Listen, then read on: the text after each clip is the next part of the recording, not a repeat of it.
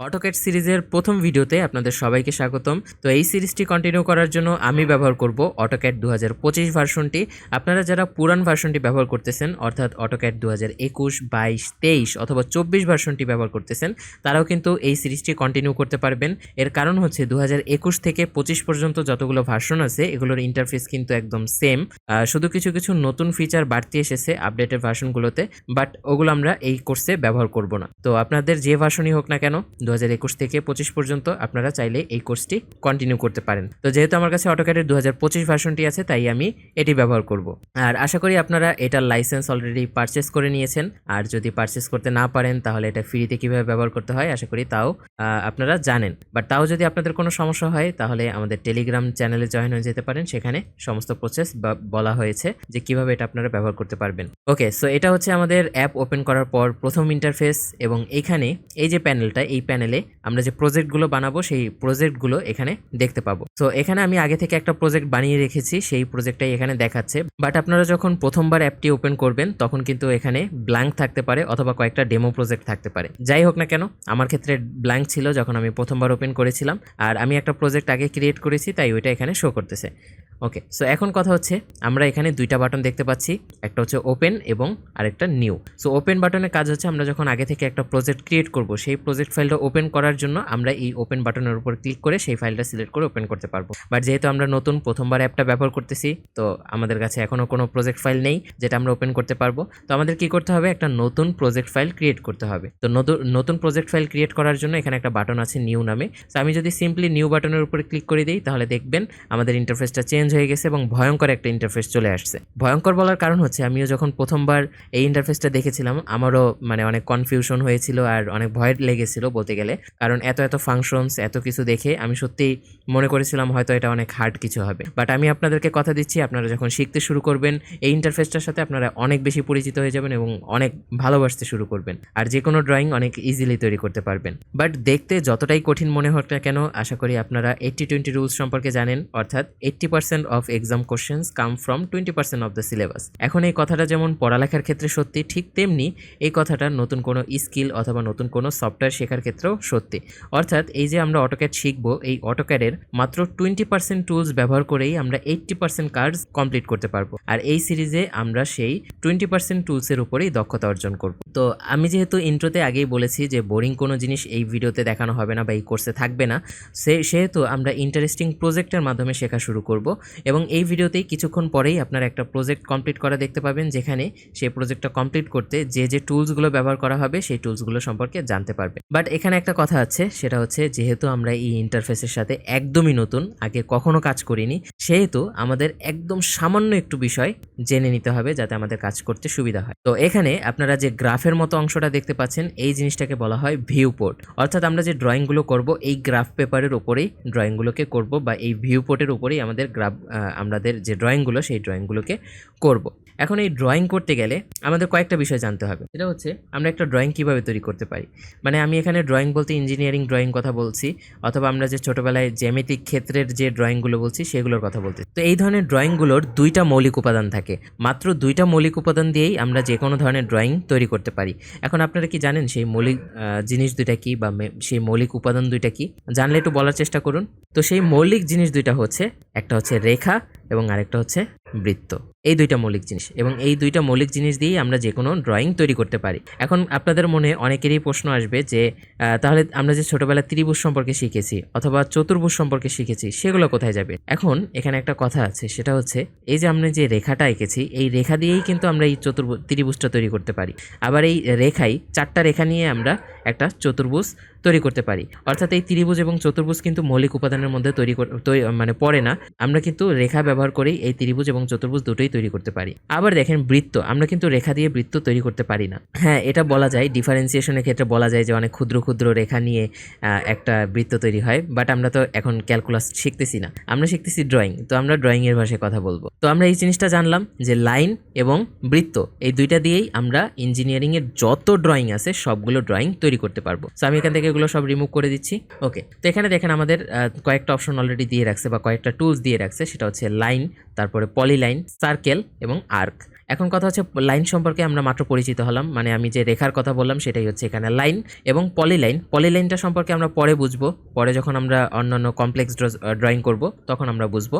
আর তারপর হচ্ছে সার্কেল মানে বৃত্ত, এইমাত্র আমি বললাম। আর তারপর হচ্ছে আর্ক। এখন আর্ক জিনিসটা কি? আর্ক জিনিসটা হচ্ছে বৃত্তচাপ। বৃত্তচাপটা কি? বৃত্তচাপটা হচ্ছে কোনো বৃত্ত থেকে কেটে নেওয়া অংশ।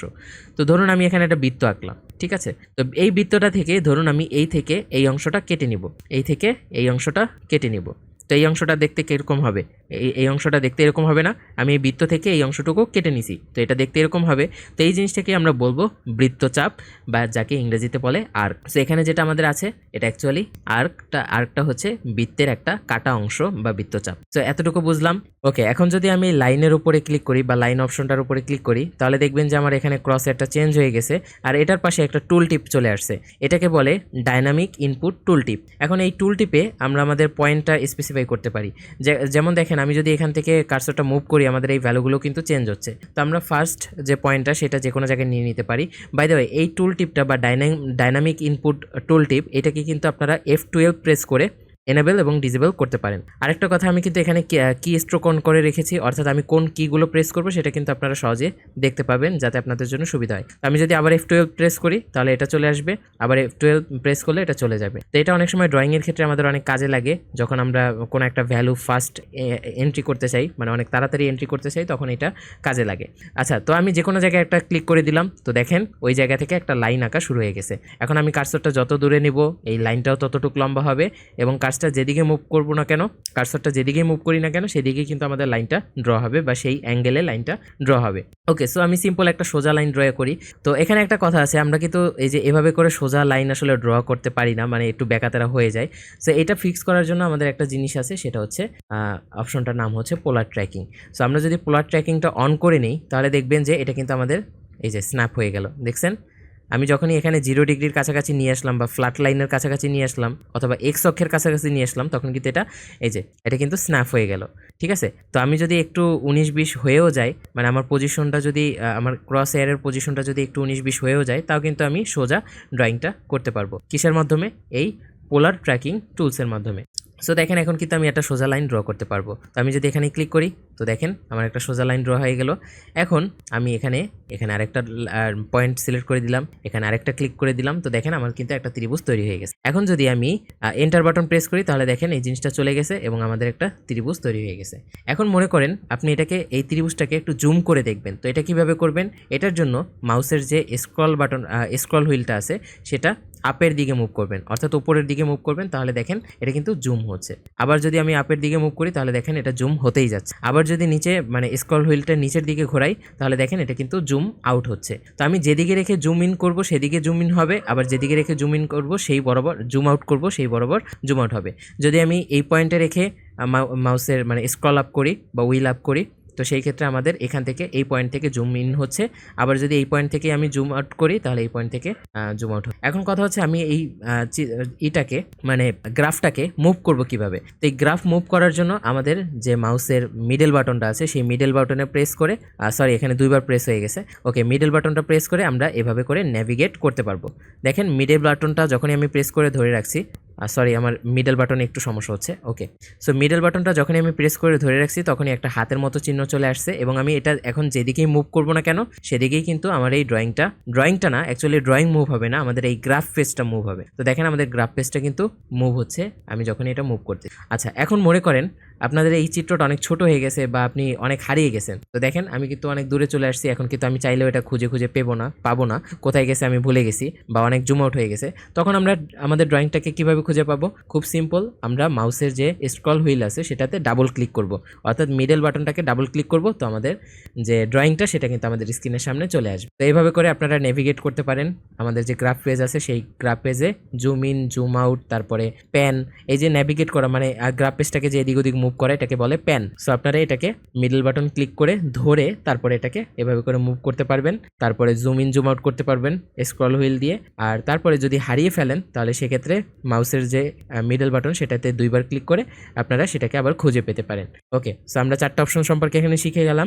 এখন আমরা একটু সিলেকশন সম্পর্কে জানবো, অর্থাৎ এখন আমরা এটাকে কিভাবে সিলেক্ট করতে পারি এই ত্রিভুজটাকে। তো দেখেন আমি যখনই আমার এই যে ক্রস এয়ারটা এটার কাছাকাছি নিয়ে যাচ্ছি তখনই দেখেন এটা হাইলাইট হয়ে যাচ্ছে।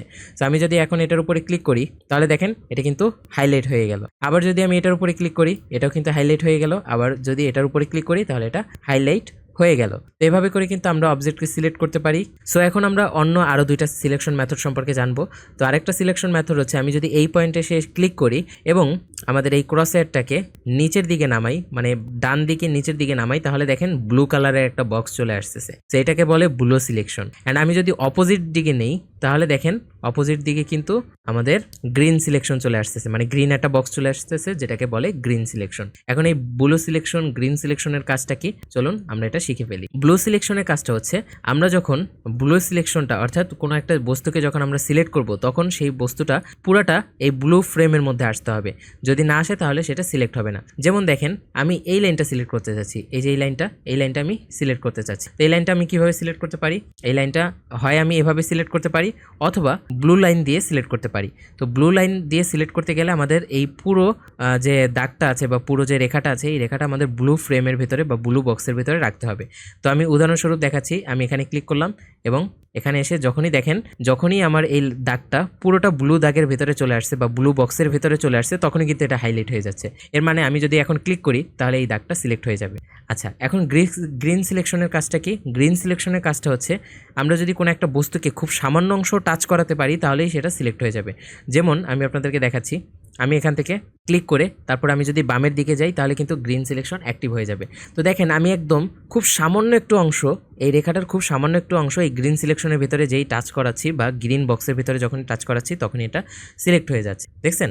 তো ব্লু বক্স আর গ্রিন বক্সের পার্থক্যটা কি? ব্লু বক্সে হচ্ছে আমাদের অবজেক্টটা পুরোটাকে এই ব্লু বক্সের ভেতরে রাখতে হবে সিলেকশন করার জন্য, আর গ্রিন সিলেকশনের কাজটা হচ্ছে আমাদের বস্তুটা যদি বা আমাদের যে ড্রয়িংটা সেই ড্রয়িংয়ের কোনো অংশ যদি সামান্য একটু এই বক্সের ভেতরে চলে আসে তাহলেই সেটা সিলেক্ট হয়ে যাবে। তো আমার মনে হয় আপনারা অত ভালো করে বুঝতে পারেননি, বাট আমরা যখন সামনে আরও কমপ্লেক্স ড্রয়িং করব সেখানে কোন সিলেকশনটা কোথায় ব্যবহার করতে হবে সেটা সম্পর্কে আরও ভালো ধারণা পাবে। তো সিলেকশন সম্পর্কে আমরা বুঝলাম। এখন আমাদের মোস্ট ইম্পর্ট্যান্ট একটা জিনিস শিখতে হবে, সেটা হচ্ছে ইউনিট। আর ইউনিট কথাটার বাংলা অর্থ হচ্ছে একক। এখন এই এককের সাথে কিন্তু আমরা ছোটোবেলা থেকেই পরিচিত হয়ে আসছি, সেটা হোক জ্যামিতিক ড্রয়িংয়ে কোনো কিছুর দৈর্ঘ্য নির্ণয়, কোনো কিছুর ক্ষেত্রফল নির্ণয়, কোনো কিছুর ওজন নির্ণয়, সব ক্ষেত্রে কিন্তু আমরা এককটার সাথে পরিচিত হয়েছি। আর এই এককটা আমাদের ইঞ্জিনিয়ারিংয়ের ক্ষেত্রে কিন্তু হার্ট হিসেবে কাজ করবে। এর কারণ হচ্ছে আমরা যে ইঞ্জিনিয়ারিং ড্রয়িংটা করব সেটা যদি আমরা সঠিক পরিমাপে সঠিক এককে পরিমাপ না করি তাহলে কিন্তু সেই ড্রয়িংটার কোনো ভ্যালু নেই, সেই ড্রয়িংটার বাস্তবে কোনো ধরনের কাজ নেই। সো সেই জন্য আমাদের ইউনিট সম্পর্কে বা একক সম্পর্কে অনেক ভালো একটা ধারণা রাখতে হবে অটোক্যাডে যখন আমরা ড্রয়িং করব। তো অটোক্যাডে যখন আমরা একটা প্রফেশনাল ড্রয়িং করব তখন সবার প্রথমে কাজ হচ্ছে ইউনিট সেট করে নেওয়া বা এককটা ঠিক করে নেওয়া। এখন একক আমরা কিভাবে ঠিক করব? তো একক ঠিক করার জন্য যে এখানে যে কমান্ড বক্সটা আছে টাইপে কমান্ড, এখানে আমরা লিখব ইউএন লিখে এন্টার করে দিব। তারপরে আপনাদের সামনে এরকম একটা পপ আপ উইন্ডো চলে আসবে। তো এখানে দেখেন ডেসিমাল সিলেক্ট করা আছে। এখন ডেসিমাল মানে কি? ডেসিমাল মানে সকল ধনাত্মক, ঋণাত্মক, তারপরে পূর্ণ সংখ্যা, তারপরে হচ্ছে দশমিক সংখ্যা, এগুলো বোঝায়। তো তারপরে যদি দেখেন টাইপের নিচেই আছে প্রিসিশন। প্রিসিশন মানে কি? প্রিসিশন মানে হচ্ছে আমরা দশমিকের পরে কয় ঘর পর্যন্ত নিতে চাই। ধরুন একটা সংখ্যা যার দশমিকের পরে 15 ঘর পর্যন্ত আসলো। এখন আমরা এত বড় মানে নাম্বার তো নিতে পারবো না, তো আমরা দশমিকের পরে কয় ঘর নিব? 4 ঘর পর্যন্ত নিব। তো সেই 15 ঘর থেকে আমরা জাস্ট 4 ঘর নিব, আবার চাইলে 2 ঘর নিতে পারি, এরকম আর কি। মানে দশমিকের পরে আমরা কয় ঘর নিব সেটা কিন্তু এই প্রিসিশন দিয়ে সিলেক্ট করতে পারি। আচ্ছা, তারপরে যদি আবার টাইপের ভিতরে যাই, টাইপের ভিতরে গেলে এখানে আরও কিছু অপশন পেয়ে যাবেন। যেমন এখানে হচ্ছে আর্কিটেকচারাল কাজ হচ্ছে আমরা যত স্থাপনা রিলেটেড কাজ করি, যেমন এই যে বিল্ডিং নির্ণয়, বিল্ডিংয়ের উচ্চতা, তারপরে বেস, আর তারপরে হচ্ছে অন্যান্য যত স্থাপনা আছে এগুলোর কাজ কিন্তু আমরা আর্কিটেকচারাল করি। আর একটা জিনিস খেয়াল করবেন, আমি যখনই আর্কিটেকচারাল সিলেক্ট করেছি তখন কিন্তু প্রিসিশন চেঞ্জ হয়ে গেছে এবং এটা ফিটে চলে আসছে। অর্থাৎ ফিট এবং ইঞ্চিতে চলে আসছে। সো আমরা কিন্তু এখানে প্রিসিশনটা ভগ্নাংশ আকারে সিলেক্ট করে দিতে পারি। আচ্ছা, তারপরে আর্কিটেকচারালের পরেই আছে ইঞ্জিনিয়ারিং। এখন ইঞ্জিনিয়ারিং আর আর্কিটেকচারালের মধ্যে তেমন কোনো তফাৎ নাই, জাস্ট পার্থক্যটা হচ্ছে আমরা যখন আর্কিটেকচারাল ছিলাম তখন ইঞ্চিটাকে ভগ্নাংশ আকারে শো করা হয়েছিল বা দেখানো হয়েছিল, আর আমরা যখন ইঞ্জিনিয়ারিং সিলেক্ট করব তখন এটাকে বা ইঞ্চিটাকে দশমিক ভগ্নাংশ হিসেবে প্রকাশ করা হবে। জাস্ট এইটুকুই পার্থক্য। ওকে, তারপরে ইঞ্জিনিয়ারিংয়ের পরে আসে ফ্র্যাকশনাল এবং সায়েন্টিফিক। এই দুইটা আমাদের তেমন কাজে লাগবে না। সায়েন্টিফিকেটটা বলতে পারবো। সায়েন্টিফিকেটটার কাজ হচ্ছে যে আমরা যখন অনেক বেশি বড় সংখ্যা নিয়ে কাজ করব অথবা বেশি ছোট সংখ্যা নিয়ে কাজ করব তখন আমাদের সায়েন্টিফিকটা ব্যবহার করতে হয়। তো আমাদের মেইনলি বেশি কাজে লাগবে আর্কিটেকচারাল, ডেসিমাল এবং ইঞ্জিনিয়ারিং, এই তিনটা বেশি কাজে লাগবে। সো আমি আপাতত ডেসিমাল সিলেক্ট করে দিচ্ছি, যেহেতু আমি পরবর্তীতে যে প্রজেক্টটা করব সেটা ডেসিমালেই আমার রাখতে হবে। তো আপনারাও আমি যেভাবে করছি এভাবে করে ইউনিটটাকে সেট করে নেবেন, যাতে পরবর্তীতে আপনি যখন আমার সাথে সাথে ড্রয়িংটা প্র্যাকটিস করবেন তখন সঠিক স্কেলে বা সঠিক ইউনিটে পরিমাপ করতে পারেন। আচ্ছা, তারপরে এখানে যে সেকশনটা ছিল এই সেকশনটার পরেই আপনারা দেখতে পাবেন ইনসার্টেশন স্কেল, অর্থাৎ আমরা কোন স্কেলে পরিমাপটা করতে চাই। এটাই কিন্তু সবচেয়ে মেইন জিনিস, অর্থাৎ আমরা মিলিমিটারে করব নাকি ইঞ্চিতে করব নাকি অন্যান্য যে মাধ্যমগুলো আছে সেগুলোতে করব, সেটা কিন্তু আমাদের এখান থেকেই সিলেক্ট করে দিতে হবে। অর্থাৎ স্কেলটা আমরা এখান থেকে সিলেক্ট করব। এখানে দেখেন অলরেডি ইঞ্চি সিলেক্ট করা আছে, তো আমি চাইলে এখান থেকে অন্য কিছু সিলেক্ট করে দিতে পারি। তো ড্রয়িংয়ের ক্ষেত্রে সবচেয়ে বেশি ব্যবহৃত হয় হচ্ছে মিলিমিটার, তো আমি এখানে আপাতত মিলিমিটারটা সিলেক্ট করে দিচ্ছি, যেহেতু আমাদের নেক্সট প্রজেক্টটা মিলিমিটারেই আমরা করব। এর পরের সেকশনটা হচ্ছে অ্যাঙ্গেলের। তো অ্যাঙ্গেলের সেকশনটা কি, অ্যাঙ্গেলে এখন ডেসিমাল ডিগ্রি সিলেক্ট করা আছে, অর্থাৎ আমাদের যে ডিগ্রির ভ্যালুটা আমাদের এখান থেকে মানে 1 ডিগ্রি 2 ডিগ্রি 3 ডিগ্রি এভাবে করে আসবে। বাট এখানে কিন্তু অন্য অপশনও আছে, যেমন ডিগ্রি মিনিট সেকেন্ড কিন্তু আরেকটু মানে ক্ষুদ্রভাবে আমাদের দেয় বা সূক্ষ্মভাবে আমাদের মানটা দেয়।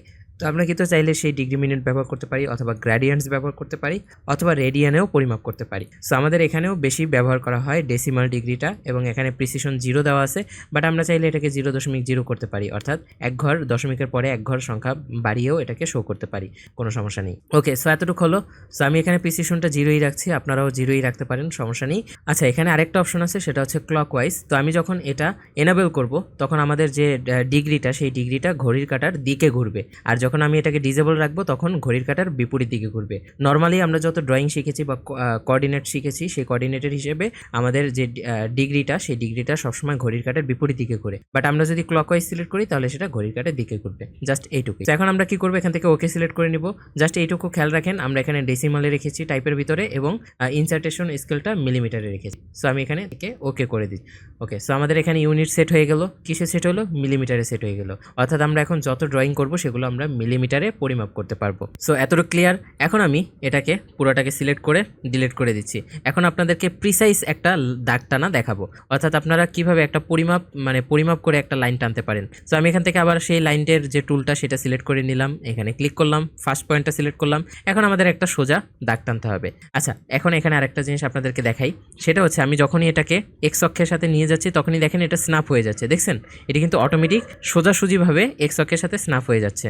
তো এই জিনিসটা কিভাবে হচ্ছে? এই জিনিসটা হচ্ছে এই টুলটার মাধ্যমে, সেটা হচ্ছে পোলার ট্র্যাকিং। এই পোলার ট্র্যাকিং যখন অন থাকবে তখন কিন্তু আমরা আমাদের যে দাগটা সেই দাগটাকে আমাদের নির্দিষ্ট যে ডিগ্রি অনুযায়ী স্ন্যাপ করাতে পারবো। তো এখানে যদি সাইডে যে ড্রপ ডাউনটা আছে এটার উপরে ক্লিক করলে আপনারা অনেকগুলো ডিগ্রির অপশন পেয়ে যাবেন। অর্থাৎ এখানে যখন 45, 90, 135 সিলেক্ট করা আছে, এর মানে হচ্ছে আমার এটা একবার 0 ডিগ্রির সাথে স্ন্যাপ হবে, একবার 45 ডিগ্রির সাথে স্ন্যাপ হবে, এই যে দেখেন, আরেকবার 90 ডিগ্রির সাথে স্ন্যাপ হবে, আরেকবার 135 ডিগ্রির সাথে স্ন্যাপ হবে, এভাবে করে এটা স্ন্যাপ হতে থাকবে। তারপরে আমি যদি এখানে অন্যগুলো সিলেক্ট করি, যেমন 90, 100, 180 এগুলো সিলেক্ট করি, তাহলে দেখেন এখানে 0 ডিগ্রিতে স্ন্যাপ হলো, 90 ডিগ্রিতে স্ন্যাপ হলো, 180 ডিগ্রিতে স্ন্যাপ হলো। এভাবে করে আমরা আমাদের পছন্দ অনুযায়ী ডিগ্রিতে স্ন্যাপ করাতে পারবো। এতে আমাদের কাজটা নিখুঁত হবে এবং অনেক সহজ হবে। তো আপাতত সমস্যা নেই, আপাতত 45 ডিগ্রি এটা থাক। তো এখন আমি আপনাদেরকে একটা প্রিসাইজ লাইন টানা শেখাবো। তো এখানে দেখেন আমার কিন্তু অলরেডি একটা বক্সে একটা নাম্বার কিন্তু ওঠানামা করতেছে, আমি যখন এটা দৈর্ঘ্য বাড়াচ্ছি কমাচ্ছি। সো আমি মনে করেন এখানে একটা 10 মিলিমিটারের একটা দাগ টানবো। তো কিভাবে টানতে পারি, আমি সিম্পলি কিবোর্ড থেকে 10 লিখে এন্টার করে দিব। তো দেখেন আমাদের কিন্তু একটা 10 মিলিমিটারের দাগ তৈরি হয়ে গেছে, এবং এখান থেকে আরেকটা দাগ আসতেছে। আমি চাইলে এখান থেকে আরেকটা আঁকতে পারবো, বাট আমি আঁকবো না। তো এখন আমি ক্যান্সেল করার জন্য কি করব, এন্টার বাটন প্রেস করব। তো দেখেন এটা ক্যান্সেল হয়ে গেছে। সো আমার একটা দাগ তৈরি হয়ে গেছে। তো এখন এই দাগটা একটু আগে যে আমি ত্রিভুজটা আঁকছি সেটা কিন্তু কোনো পরিমাপ ছিল না, বাট আমি জানি এই দাগটার কিন্তু একটা পরিমাপ আছে এবং সেটা হচ্ছে 10 মিলিমিটার। সো এভাবে করে আপনারা যে কোনো প্রিসাইজ রেখা আঁকতে পারেন। বাই দ্য ওয়ে, এই দাগ টানার জন্য আরেকটা সহজ মেথড আপনাদেরকে দেখাবো, সেটা হচ্ছে এই কমান্ড টুল। মানে এতক্ষণ আমরা কি করছি, করছি এই লাইন টুলটা এখান থেকে সিলেক্ট করেছিলাম, বাট আমরা সেটা কমান্ড লাইনের মাধ্যমে করতে পারি। এবং আমরা যখন অ্যাকচুয়ালি প্রফেশনাল ওয়েতে ড্রয়িংটা করব তখন কিন্তু আমাদের সবথেকে বেশি ব্যবহার করতে হবে এই কমান্ড লাইন, মানে কমান্ডের মাধ্যমে আমাদের কাজ বেশি করতে হবে। কারণ হচ্ছে কমান্ডের মাধ্যমে অনেক ফাস্ট কাজ করা যায় instead of this tool. So আমরা কমান্ডের মাধ্যমে এই একই কাজটা কীভাবে করতে পারি, আমরা সিম্পলি কিবোর্ড থেকে এল প্রেস করে এন্টার করব। তো দেখেন আমাদের কিন্তু লাইনের যে টুলটা সেটা কিন্তু সিলেক্ট হয়ে গেছে। এখন আমরা ফার্স্ট যে পয়েন্টটা সেটা স্পেসিফাই করে দেই। এখন আমরা যদি আবার এখানে 10 লিখে এন্টার করে দেই, আবার এন্টার করে দিই, তাহলে দেখেন আমাদের 10 মিলিমিটারের একটা লাইন তৈরি হয়ে গেছে। আশা করি এতটুকু বুঝতে পারছেন। এখন আরেকটা জিনিস সম্পর্কে আমি আপনাদেরকে একদম হালকা করে ধারণা দিই, এটা পরবর্তীতে আমাদের বেশি কাজে লাগবে, সেটা হচ্ছে ডাইমেনশন। এই যে দেখেন একটা টুল ডাইমেনশন, এই ডাইমেনশনে আমি যখনই ক্লিক করে যখন আমি এই পয়েন্টটাকে সিলেক্ট করব, বাই দ্য ওয়ে এখানে কিন্তু একটা টুল অন করা আছে, যার কারণে আমি যখন এটার কাছাকাছি নিয়ে যাচ্ছি তখন এটা গ্রিন বক্সের ভিতরে সিলেকশন হিসেবে দেখাচ্ছে। তো এই জিনিসটা আপনাদের নাও হতে পারে, তো এটা অন করার জন্য আপনারা এখানে ক্লিক করবেন। এই যে পাশে ড্রপডাউনটা আছে, এই ড্রপডাউনে ক্লিক করে এখানে যতগুলো আছে সবগুলো অন করে নেবেন। তো দেখেন আমি কিন্তু সবগুলো অন করে নিয়েছি। ওকে, সো দেখেন আমি যখনই এটার কাছে নিয়ে যাচ্ছি এটা স্ন্যাপ হচ্ছে, আবার এটার কাছে নিয়ে গেলেও স্ন্যাপ হচ্ছে। এখন আমরা এটা দুইভাবে ডাইমেনশন দিতে পারি। আমরা যদি মিডল থেকে শুরু করি তাহলে দেখেন অলরেডি একটা জিনিস কিন্তু এখানে চলে আসছে ডাইমেনশনের। এই যে দেখেন মানে এটা কতটুকু লম্বা সেটা কিন্তু আমাদের এখানে ডাইমেনশনের মধ্যে দেখাচ্ছে। 10 মিলিমিটার আর 10-এর পরে অনেকগুলো জিরো আসছে, যেহেতু আমরা প্রিসিশন থেকে ওইটা সিলেক্ট করেছিলাম। অথবা এটা চাইলে আমরা অন্য জায়গা থেকেও চেঞ্জ করতে পারি, কিভাবে সেটা আমি পরে দেখাবো আপনাদেরকে। ওকে, সো আমরা মোটামুটি টুকটাক আমাদের ইন্টারফেসের সাথেও পরিচিত হলাম এবং কিছু গুরুত্বপূর্ণ টুলস সম্পর্কেও পরিচিত হলাম। এখন আমরা একটা ড্রয়িং করব, মানে অ্যাকচুয়াল একটা প্রজেক্টের ড্রয়িং করব। তো আজকে আমি আপনাদেরকে দেখানোর জন্য এই ড্রয়িংটা করব এবং এটা অনেক ইজি একটা ড্রয়িং। আর বাই দ্য ওয়ে আমি যে প্র্যাকটিস বুক থেকে এই ড্রয়িংটা করব সেটা হচ্ছে সোর্স ক্যাডের, এবং এই বইটা আমি সোর্স ক্যাডের অফিসিয়াল ওয়েবসাইট থেকে ডাউনলোড করছি। অনেক ভালো একটা প্র্যাকটিস বুক, আপনারাও চাইলে ডাউনলোড করে ব্যবহার করতে পারেন। সরাসরি তাদের ওয়েবসাইটে পেয়ে যাবেন এবং এটা সম্পূর্ণ ফ্রি। তো এখানে অনেকগুলো প্র্যাকটিস সেট দেওয়া আছে, যেগুলো প্র্যাকটিস করে আপনাদের যে চর্চা সেটা আপনারা বাড়াতে পারবেন। তো আমি আজকে আপনাদেরকে এটা প্র্যাকটিস করে দেখাবো। আর এটার ডাউনলোড লিঙ্ক আপনারা সরাসরি সোর্স ক্যাডে পেয়ে যাবেন, বাট তাও যদি মনে করেন যে অনেক ঝামেলা লাগে আপনাদের কাছে ডাউনলোড করতে, তাহলে আমাদের টেলিগ্রামে চলে যাবেন, সেখানে এটা দেওয়া আছে। ওকে, সো এই ড্রয়িংটা আপনারা একটু ভালোভাবে লক্ষ্য করুন। দেখেন তো এখানে কি দেওয়া আছে, আমাদের সব পরিমাপই কিন্তু দেওয়া আছে। এখন এই ড্রয়িংটা আমাদেরকে অঙ্কন করতে হবে। তো দেখেন আমাদের এই লাইনটা দেওয়া আছে, এই লাইনের দৈর্ঘ্য দেওয়া আছে কত, আমাদের লাইনটা সোজা হয়নি। তো এই লাইনের আমাদের দৈর্ঘ্য দেওয়া আছে কত, 46। এখন অনেকের মধ্যে প্রশ্ন আসবে এই 46 তো দেওয়া আছে কিন্তু এটার একক তো দেওয়া নেই। এককটা অবশ্যই এই ধরনের যে ড্রয়িং আছে, এই ধরনের ড্রয়িংয়ের ক্ষেত্রে এককটা অবশ্যই মিলিমিটারে হয়, মানে হচ্ছে 46 মিলিমিটার। অর্থাৎ যতগুলো এখানে পরিমাপ দেওয়া আছে, যতগুলো দৈর্ঘ্য দেওয়া আছে সবই কিন্তু মিলিমিটারে দেওয়া আছে। তো আশা করি আপনাদের বুঝতে সমস্যা হচ্ছে না। আচ্ছা, তো এখানে আমাদের লাইনটা দেওয়া আছে কত, 46 মিলিমিটারের একটা লাইন দেওয়া আছে। তো আমরা কি করব, এখন অটোক্যাডে যে 46 মিলিমিটারের একটা লাইন অঙ্কন করব। তো কিভাবে অঙ্কন করব, আবার সেই লাইন কমান্ড সিলেক্ট করব, কিবোর্ড থেকে এল প্রেস করে এন্টার করব। তো আমাদের লাইন কমান্ড সিলেক্ট হয়ে গেল। তারপর আমরা যে কোনো একটা স্থান থেকে ক্লিক করে তারপরে আমরা এখানে কতটুকু ছিল, আমাদের দৈর্ঘ্য 46 ছিল। সো 46 লিখে আমি এন্টার করে দিব। তো দেখেন আমাদের 46 মিলিমিটারের একটা লাইন তৈরি হয়ে গেছে। তো আমি এটাকে একটু প্যান করে এখানে চলে আসছি। ওকে, সো আমাদের 46 মিলিমিটারের দাগটা কিন্তু তৈরি হয়ে গেছে। এখন আমাদের কি করণীয়, এখন আমাদের আবার চিত্রটা দেখতে হবে। চিত্র কি আছে, চিত্রে দেখেন এখানে আমাদের একটা ডিগ্রি দেওয়া আছে, অর্থাৎ এখান থেকে এই দাগের সাথে আমাদের টোটাল, ওয়েট আমি কলমটা চালু করে নিই। তো দেখেন এখানে আমাদের এই রেখাটার সাথে বা এই অক্ষের সাথে আমাদের 144 ডিগ্রি কোণে এই রেখাটা আঁকতে হবে, যার দৈর্ঘ্য হচ্ছে কত, এটার দৈর্ঘ্য হচ্ছে 42। তো 42 মিলিমিটার দৈর্ঘ্যে এবং এই অক্ষের সাথে আমাদের 140 ডিগ্রি কোণে এটা আঁকতে হবে। তো এটা আমরা এখন কিভাবে করতে পারি চলুন দেখি। তো এটা অটোক্যাডে আঁকার জন্য আমাদের এখানে কি করতে হবে, এখানে আমরা প্রথমে দৈর্ঘ্যটা দিয়ে দেবো। তো দৈর্ঘ্য কত, দৈর্ঘ্য ছিল 42। তো আমরা 42 দৈর্ঘ্যটা দিলাম। এখন আমাদের কাজ কি, এই 42টাকে লক করে আমাদের ডিগ্রিটাকে চেঞ্জ করতে হবে। তো ডিগ্রিটাকে আমরা কিভাবে চেঞ্জ করতে পারি, খুব সিম্পল। ডিগ্রিটাকে আমরা চেঞ্জ করতে পারি জাস্ট ট্যাব প্রেস করে। আমরা যখন ট্যাব প্রেস করব তখন দেখেন আমাদের দৈর্ঘ্যটা কিন্তু লক হয়ে গেছে। এখন কিন্তু একটা লক চিহ্ন আসতেছে, এখানে দেখছেন একটা তালার মতো চিহ্ন আসতেছে, অর্থাৎ লক হয়ে গেছে। এবং এখানে আমরা বাম পাশে আমাদের যে ডিগ্রিটা সেটা ভ্যারিয়েবল হিসেবে কাজ করতেছে, অর্থাৎ আমরা কিন্তু এখন ডিগ্রিটা আমাদের পছন্দ অনুযায়ী এন্টার করতে পারবো। ওকে, সো আমরা এখন ডিগ্রিটা দিয়ে দিই। বাট একটা জিনিস লক্ষ্য করবেন, এই ডিগ্রিটা কিন্তু এখন আমাদের ডান সাইড থেকে কাউন্ট হচ্ছে, বাট আমাদের চিত্রতে যে ডিগ্রিটা দেওয়া আছে সেটা কিন্তু বাম সাইড থেকে দেওয়া ছিল। তো এখন আপনারাই বলুন তো এই পুরাটা দৈর্ঘ্য কত, আমি যদি এই লাইনটাকে বর্ধিত করি তাহলে এই পুরাটা দৈর্ঘ্য কত, এই পুরাটার দৈর্ঘ্য কত? নিশ্চয়ই 180 ডিগ্রি। তো 180 ডিগ্রির মধ্যে এতটুকুর দৈর্ঘ্য দেওয়া আছে কত? 144 ডিগ্রি। তো আমাদের কি করতে হবে? 180 থেকে 144 মাইনাস করতে হবে। 144 মাইনাস করলে কত আসে বলেন তো?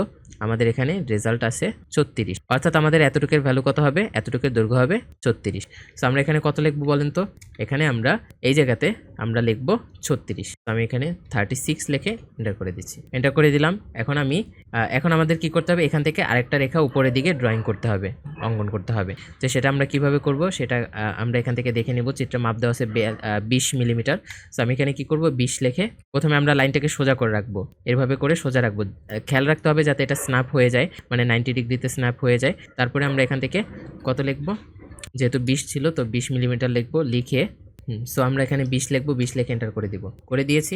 এখন আমাদের কাজ কি? এখন আমাদের পরের রেখাটা দেখতে হবে। পরের রেখাটা দৈর্ঘ্য হচ্ছে এখান থেকে কতটুকু দেওয়া আছে? আচ্ছা 50 দেওয়া আছে, আর 50-এর মধ্যে এতটুকু দেওয়া আছে 30। এর মানে হচ্ছে এতটুকু দেওয়া আছে 30 এবং পুরাটা দেওয়া আছে 50। এই থেকে এই পর্যন্ত পুরাটা দেওয়া আছে 50 এবং এতটুকু 30। তার মানে এতটুকুর দৈর্ঘ্য কত?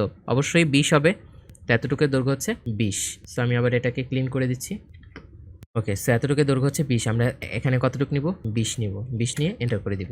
ওকে, 20 মিলিমিটারের একটা দাগ নিলাম। এখন আমাদের উপরে কতটুকু যেতে হবে? উপরে যেতে হবে 10 মিলিমিটার। তো আমরা আবার এখান থেকে 10 নিয়ে, বাই দ্য ওয়ে আমরা আরেকটা টুল চালু করে নিতে পারি, সেটা হচ্ছে অর্থ।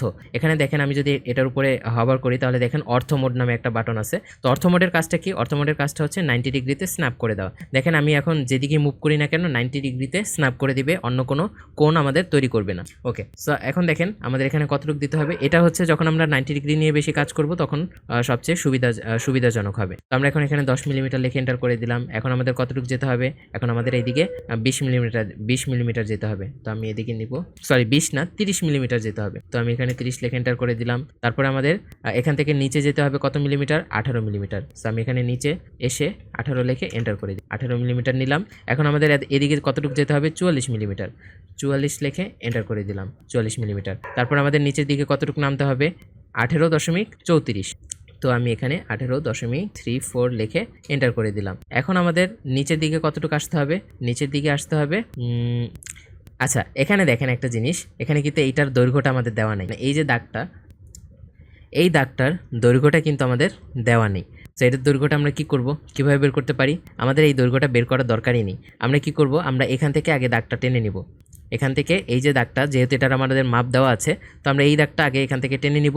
তারপরে কি করব? এখানে যেহেতু এই পয়েন্টে আমরা চলে আসছি অলরেডি, তো এই পয়েন্ট থেকে এই পয়েন্ট, এই দুইটা পয়েন্ট যোগ করে দিলেই আমাদের এই দাগটা হয়ে যাবে, আমাদের কোনো মাপের দরকার নেই। ওকে, সো আমরা আমাদের ড্রয়িংয়ে ফিরে যাই আবার। তো এখন আমাদের কি করতে হবে? এখন আমাদের এতটুকু কত দেওয়া ছিল নিচে? 18.34। এটা তো নিয়েছি আমি মাত্র। আচ্ছা এখানে আমি ভুল জায়গায় নিয়েছি, সরি একটা মিস্টেক হয়েছে। এটা আমাদের নিচের দিকে নিতে হবে 18.34। তো 18.34। ওকে, এখন আমাদের হয়ে গেছে। সো আমরা কি করবো? এখন এন্টার প্রেস করে এখান থেকে বের হব। বের হওয়ার পরে আমাদের কাজ হচ্ছে এখান থেকে আমাদের উপরের দিকে একটা দাগ টানা। উপরের দিকে দাগটা কত হবে? 9.78। তো আমরা আবার লাইনটাকে সিলেক্ট করব। এখান থেকে সিলেক্ট করে উপরে কতটুকু লিখবো? 9.78। এটা লিখে এন্টার করে দিব। ওকে, সো আমাদের এটা তৈরি হয়ে গেল। এখন আমরা জাস্ট এই পর্যন্ত এটাকে দিয়ে দিব, তারপর এন্টার করে দিব। তো আমাদের ড্রয়িং তৈরি। দেখেন কত সিম্পল একটা প্রজেক্ট ছিল, আমরা কত তাড়াতাড়ি তৈরি করে ফেলছি। এখন দেখেন এখানে কিন্তু ডাইমেনশন দেওয়া ছিল। আমি একটু আগে আপনাদের ডাইমেনশন দেখাইছি। এখানে দেখেন এই যে ডাইমেনশনগুলো, এভাবে কিন্তু এগুলো কিন্তু লেখা আছে। তো এই জিনিসগুলো আমরা এখন কীভাবে দিব সেটা দেখব। আচ্ছা, ডাইমেনশন দেওয়ার জন্য আমাদের আবার এখান থেকে ডাইমেনশন সিলেক্ট করে নিতে হবে। সিলেক্ট করে আমরা এই জিনিসটা ডাইমেনশন এভাবে করে দিয়ে দিতে পারি। আচ্ছা, আমরা এই প্রথম পয়েন্ট সিলেক্ট করব, তারপরে শেষ পয়েন্টটা সিলেক্ট করব। সিলেক্ট করে উপরের দিকে টান দিলেই আমাদের ডাইমেনশনটা শো করবে। দেখেন অনেক ছোট শো করতেছে। এটাকে আমরা ফিক্স করতে পারবো, কোনো সমস্যা নেই। আমরা এটাকে ফিক্স করে দিব। তো আমরা এটার ডাইমেনশনটা দিয়ে দিলাম, তারপরে আমরা এটার ডাইমেনশনটা দিয়ে দিই। এই যে এটার ডাইমেনশনটা আমরা এইভাবে দিয়ে দিতে পারি। তারপরে এতটুকুর ডাইমেনশন দেওয়া ছিল না, বাট আমরা চাইলে এখান থেকে দিয়ে দিতে পারি আমরা নিজেরা। আচ্ছা, এখান থেকে ফার্স্ট পয়েন্ট সিলেক্ট করলাম, সেকেন্ড পয়েন্ট সিলেক্ট করলাম। এখন উপরের দিকে অথবা নিচের দিকে যেখানে আমরা দিতে চাই দিয়ে দিব। তারপরে আবার এটা সিলেক্ট করলাম, এটা সিলেক্ট করে এদিকে দিয়ে দিলাম। সো আমরা এখান থেকে ফার্স্ট পয়েন্ট সিলেক্ট করব, সেকেন্ড পয়েন্ট সিলেক্ট করব। তো দেখেন আমাদের ডাইমেনশনটা কিন্তু চলে আসতেছে। বাট একটা জিনিস খেয়াল করবেন, এই ডাইমেনশনটা কিন্তু অন্যভাবে আসছে, মানে কেমন যেন হয়ে যাচ্ছে ত্রিভুজ আকারে বা 90 ডিগ্রিতে হয়ে যাচ্ছে। বাট এখানে কিন্তু ডাইমেনশনটা এরভাবে আড়াআড়িতে দেওয়া। তো এই ধরনের আড়াআড়িতে ডাইমেনশন আমরা কীভাবে দিতে পারি? তার জন্য আমাদের এই যে লিনিয়ার থেকে অ্যাঙ্গেলড সিলেক্ট করে দিতে হবে। তাহলে আমরা কিন্তু অ্যাঙ্গেল করে এই ডাইমেনশনগুলো দিতে পারবো। যেমন দেখেন, এই যে দেখেন এখন কিন্তু অ্যাঙ্গেলে হচ্ছে একদম এই চিত্রটার মতো। আমাদের যে চিত্রটা ছিল সেই চিত্রর মতো হচ্ছে। ওকে, এখন আমাদের আরও কিছু ডাইমেনশন দিতে হবে, আরও কিছু ডাইমেনশন বাকি, যেমন এই যে এটা ডাইমেনশনটা আমাদের, সরি আমি ডিম সিলেক্ট করে নিইনি, আগে ডাইমেনশনটা সিলেক্ট করে নিইনি। বাই দ্য ওয়ে ডাইমেনশনকে কিন্তু সংক্ষেপে ডিম বলে, DIM। তো এটা কিন্তু আপনারা কমান্ড প্রম্পটে দিয়ে সরাসরি সিলেক্ট করে নিতে পারেন। তো আমি এখানে দিয়ে দিলাম আরেকটা। এরপরে আরও কিছু ডাইমেনশন আছে, এটা দেওয়া ছিল না, বাট আমরা চাইলে দিতে পারি, নাও দিতে পারি, কোনো সমস্যা নেই। ওকে, সো আমি আবার ডাইমেনশন সিলেক্ট করব, এটাতে সিলেক্ট করব, সিলেক্ট করে আবার দেখেন এটা কিন্তু আবার সেই সোজাভাবে আসতেছে। তো আমি কি করতে পারি, এখান থেকে এক্সিট নিয়ে, সো আমি এখানে অ্যাঙ্গেল সিলেক্ট করে তারপর এখানে ক্লিক করব, এখানে ক্লিক করব এবং এটা অ্যাঙ্গেলে চলে আসবে। আচ্ছা, তারপরে আবার সেম জিনিসটা আমরা এটার সাথে করতে পারি, ডাইমেনশন সিলেক্ট করে তারপরে হচ্ছে এটা ডাইমেনশনটা আমরা এইভাবে করে দিয়ে দিতে পারি।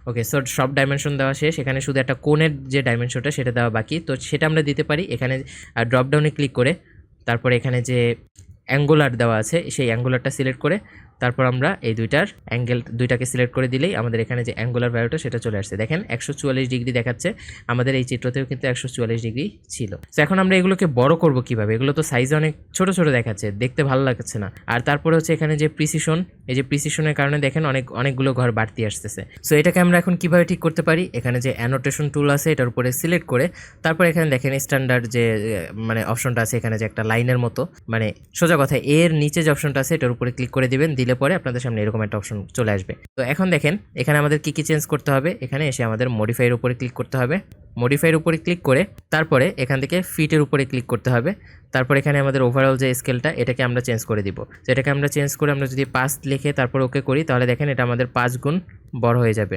দেখেন আমাদের যে ডাইমেনশনগুলো এগুলো 5 গুণ বড় হয়ে গিয়েছে। এখন এখানে যে প্রিসিশনগুলো আছে সেই প্রিসিশনগুলোও কিন্তু আমরা চাইলে কমাতে পারি, আবার ঠিক সেই একই জায়গায় যাব, আমরা এখানে ক্লিক করে সেটা ওপেন করব, তারপরে মডিফাইয়ের উপরে ক্লিক করব, তারপর হচ্ছে প্রাইমারি ইউনিট। তো এখানে দেখেন প্রিসিশন সিলেক্ট করা 4-এ, তো আমি যদি এখানে 2টা প্রিসিশন নেই তাহলে কিন্তু এটা আরও সুন্দর লাগবে। তো 2টা প্রিসিশন নিয়ে আমি যদি ওকে করি তাহলে দেখেন এখানে কিন্তু দশমিকের পরে 2টা সংখ্যা দেখাচ্ছে। সেভাবে করে আমরা ডাইমেনশনকে ছোট বড় করতে পারি এবং ডাইমেনশনের যে প্রিসিশনগুলো সেগুলোকে চেঞ্জ করতে পারি, এবং এইভাবে তারপরে কিন্তু আমাদের এটা দেখতে অনেক সুন্দর লাগবে। ওকে, সো অবশেষে আমরা একটা ড্রয়িং কমপ্লিট করে ফেললাম এবং আশা করি আমি যে টুলসগুলো সম্পর্কে বলেছি এগুলো আপনারা বুঝতে পেরেছেন, এবং পরবর্তীতে আমরা এর থেকে আরেকটু কমপ্লেক্স ড্রয়িং করব এবং সেই ড্রয়িংটা করতে নতুন যত টুলস লাগবে এবং পুরানো যত টুলস আছে সব কিছুরই একটা রিভিশন হয়ে যাবে এবং নতুন টুলসগুলো সম্পর্কে অনেক ভালোভাবে শিখতে পারবেন। তো দেখা হচ্ছে পরের ভিডিওতে, সে পর্যন্ত সবাই ভালো থাকবেন, বাই বাই।